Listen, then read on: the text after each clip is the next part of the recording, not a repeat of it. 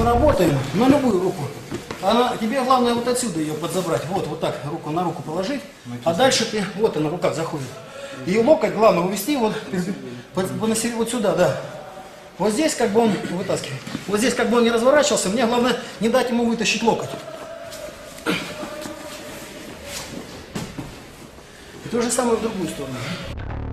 Оп, взял я, да? Вот здесь вот как я буду тянуть? Я ее не буду ломать сразу туда. Ты корпусом ногами как-то уходишь туда вот. Я поддам, во-первых, постараюсь оторвать от штанины от своей, от руки, чтобы он, то есть, потерял вот эту дополнительную точку. Раз, все, вот поддернул. А вот теперь я буду уводить. Раз, видишь, а теперь я буду уводить руку так, чтобы она максимально, то есть она вот здесь вот, она минимум работает, минимум.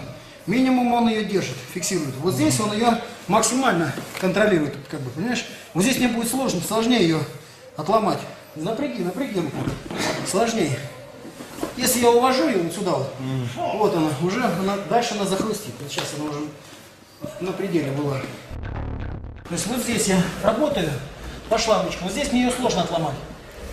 Вот здесь я буду либо поднимать его и выводить вот сюда. А вот опасно, он может на тебя, может. А как вот вот, здесь... у меня вот чаще всего бывает, то, что он на меня залазит. Работа ног твоя.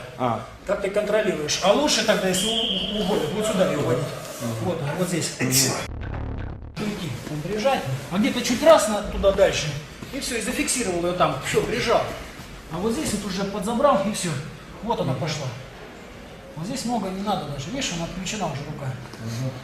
Плохо не поднимаешь уже больно.